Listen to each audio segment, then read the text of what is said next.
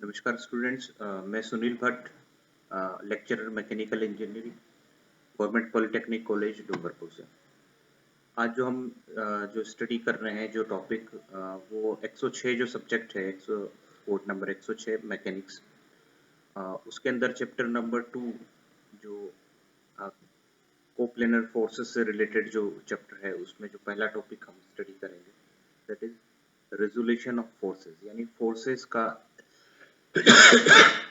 को कैसे रिजोल्व करते हैं, रेजोल्यूशन फोर्सेस। तो यहाँ जैसा कि हम जानते हैं कि जो फोर्स होता है वो एक वेक्टर क्वांटिटी होता है।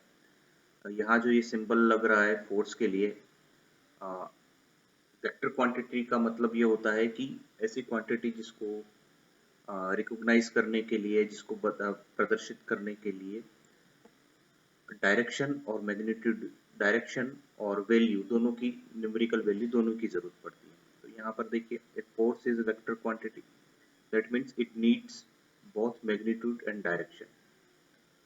और दूसरी बात यहाँ पर देखिए, रिजोल्यूशन की जरूरत क्यों पड़ती है, उसके लिए एक स्टेटमेंट यहाँ लिखा हुआ है, any force can have impact in other direction. यानी अगर ये जो फोर्स है, टू डायमेंशन हमारे पास है, एक्स एक्सिस है, वाई एक्सिस है। ये जो फोर्स है थीटा एंगल पर ये फोर्स एक्ट कर रहा है। तो ये जो स्टेटमेंट है, any force can have impact in other direction also, ये इस डायरेक्शन में फोर्स काम कर रहा है, लेकिन इसका इम्पैक्ट एक्स डायरेक्शन में, वाई डायरेक्शन में या फिर किसी और डायरेक्शन में भी आ सकता है। तो इसीलिए हम कह सकते हैं कि फोर्सेस को रिजोल्व किया जा सकता है। So we can say we can resolve the force in other direction, किसी भी दूसरी डायरेक्शन में हम इसको रिजोल्व कर सकते हैं। In other words, we can make components of force in other direction और एक्सिस आल्सो, यानी किसी दूसरी एक्सिस पे या डायरेक्शन में हम इसके कंपोनेंट या इसे कंपोनेंट बना सकते हैं या रिजोल्व कर सकते हैं। तो यहाँ देखिए एक एग्जांपल है, एक्स एक्सिस के साथ ये थीटा एंगल पर ये फोर्स वेक्टर या फोर्स सदिश जो है इस तरीके से प्रदर्शित किया गया है, रिप्रेजेंट किया गया है। तो यहाँ पर हम देख सकते हैं कि जो जो ये लेंथ है, ये लंबाई जो है ओ से लेकर के ए तक, ये इस फोर्स की मैग्नीट्यूड यानी उसकी न्यूमेरिकल वैल्यू को प्रदर्शित कर रहा है। इसके एंड से अगर हम एक्स एक्सिस और वाई एक्सिस पर हम परपेंडिकुलर अगर ड्रॉ करते हैं, यहाँ से हमने परपेंडिकुलर डाला और दूसरी तरफ हमने यहाँ से परपेंडिकुलर डाला, तो एक्स एक्स डायरेक्शन में इस फोर्स का कंपोनेंट ओ बी से रिप्रेजेंट किया जाएगा। ये जो लेंथ या लंबाई आ रही है ओ से लेकर के बी, ये इस फोर्स का एक्स डायरेक्शन में कंपोनेंट होगा। और इसी तरीके से ये जो लंबाई आ रही ओ से लेकर के यहाँ तक, ये इसका वाई डायरेक्शन में कंपोनेंट होगा।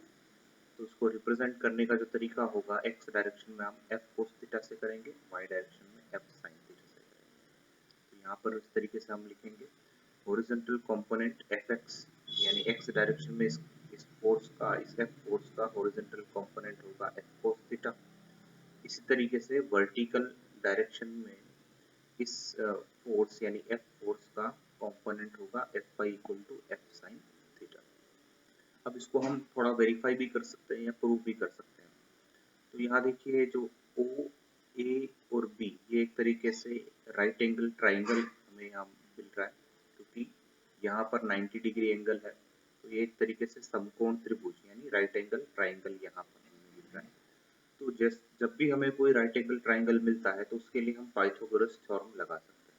ये जो लेंथ होगी हाइपोटेन्यूज और ये परपेंडिकुलर और ये बेस हो जाएगा, तो OA square will be equal to OB square plus AB square, हम इस तरीके से लिख सकते हैं।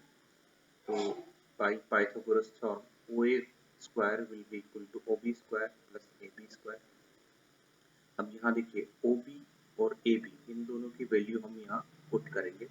तो OB की वैल्यू f cos थीटा है और AB की वैल्यू जो है, क्योंकि ये लंबाई और ये लंबाई सेम है, तो AB की जो वैल्यू होगी ये होगी f sin थीटा, इसके बराबर होगी। तो AB की वैल्यू यहाँ पर f sin थीटा यहाँ पर लिख देंगे। यहाँ थोड़ी गड़बड़ होगी, इसको क्लियर कर देता हूँ। ये लेंथ जो होगी sin थीटा, यहाँ पर OB will be equal to F cos theta, AB will be F sin theta. तो दोनों का जब स्क्वायर होगा OB square plus AB square, तो यहाँ पर F हम कॉमन ले लेंगे, F स्क्वायर कॉमन ले लेंगे। तो यहाँ देखिए cos square theta sin square theta equal to F square, जैसा कि हम जानते हैं cos square theta plus sin square theta बराबर 1 होता है। तो OA square will be F square, तो OA की वैल्यू होगी वो F होगी, यानी ये लेंथ जो आएगी वो F ही आएगी। हमने इन दोनों कंपोनेंट्स को अगर हमने पाइथागोरस थ्योरम से हमने प्रूव किया तो इसकी वैल्यू F ही आती है। अब आगे देखिए इस प्रॉब्लम को, इस कंसेप्ट को हम आगे और सोल्व करते हैं। एक एग्जांपल के तौर पर हम इसको समझते हैं। तो एक एग्जांपल यहाँ दे रखा है, इसमें ये एग्जांपल के अकॉर्डिंग जो पूछा गया है वो ये है कि make horizontal and vertical components of the given force.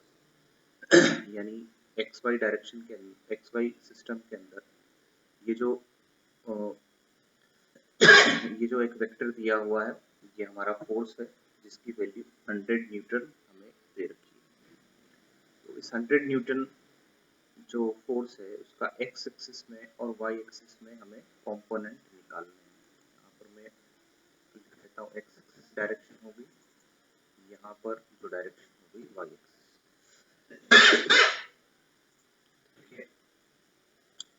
इस 100 न्यूटन फोर्स का x एक्सिस और y एक्सिस, इनमें हमें कंपोनेंट्स निकालने हैं।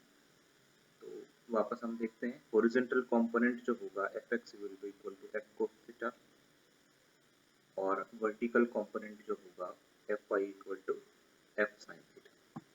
तो यहाँ पर वैल्यू हम रखेंगे, F की वैल्यू तो रखेंगे 100 न्यूटन, जो फोर्स है यहाँ पर जो F की वैल्यू रखेंगे हम 100 न्यूटन, और थीटा की वैल्यू रखेंगे हम 30 डिग्री। तो यहाँ देखिए हॉरिजॉन्टल कंपोनेंट जो हमारे पास आया है Fx equal to F cos theta equal to 100 into cos 30 degree. Theta की वैल्यू यहाँ पर हम 30 डिग्री रखेंगे, और 30 डिग्री cos 30 डिग्री का मतलब होता है √3/2, और उसको कैलकुलेट करने पर 0.866, ये डायरेक्ट मैंने यहाँ लिखा हुआ है। तो 100 इंटू 0.866, जब इसको सॉल्व करेंगे तो ये आएगा 86.6 न्यूटन।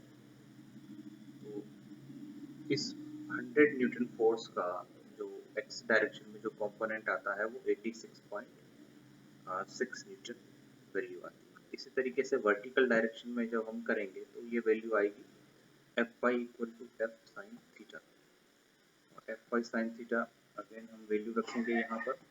तो देखिए कितना आता है, 100 into sine 30 degree equal to 100 into sine 30 degree की वैल्यू होती है 1/2, 1/2 का मतलब 0.5 इक्वल टू 15।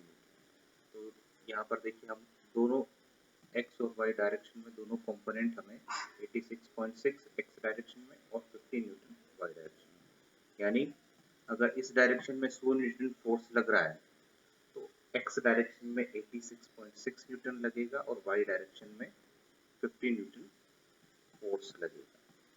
तो ये एक टॉपिक हमारा कंप्लीट होता है, resolution of forces. Thank you.